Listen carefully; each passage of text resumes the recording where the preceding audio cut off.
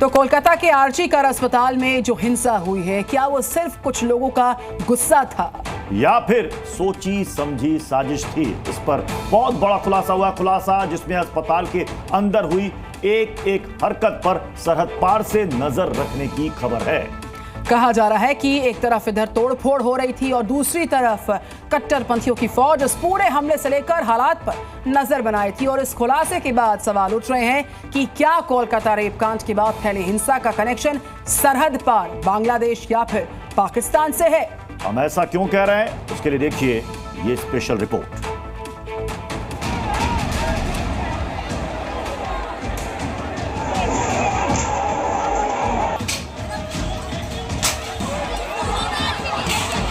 Doctor बिटिया से दरिंदगी पर कोलकाता के आरजी कर अस्पताल में हिंसा की इन तस्वीरों ने देश को गुस्से की आग में झोंक दिया।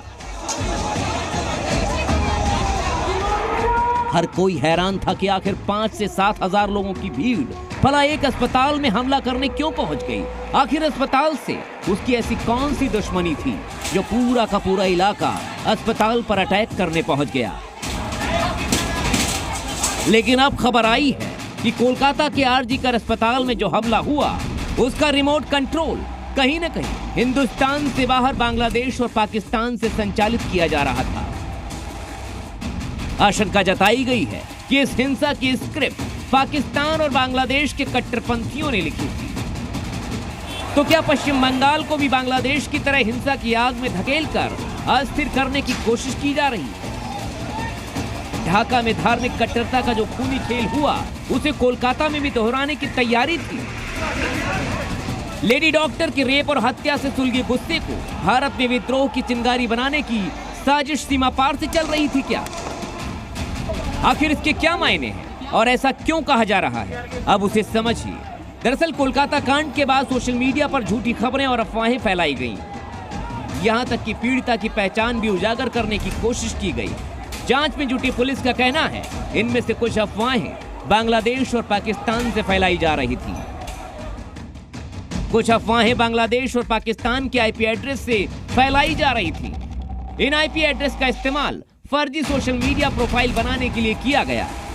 इसके बाद इन फेक प्रोफाइल के जरिए झूठी खबरें फैलाई गई। लोगों में गुस्सा भड़काने और तफ्तीश को भटकाने का प्लान भी था।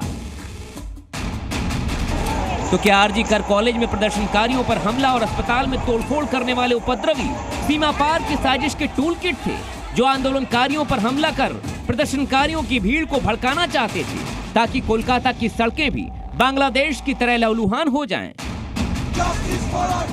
वो तो सैल्यूट है उन प्रदर्शनकारियों को जिन्होंने इसके बावजूद अपना आपा नहीं खोया और देश के कानून पर भरोसा रखते हुए शांतिपूर्ण प्रदर्शन जारी रखा, वरना सीमा पार के मंसूबे कोलकाता में अंजाम तक पहुंच सकते। ब्यूरो रिपोर्ट, जी मीडिया।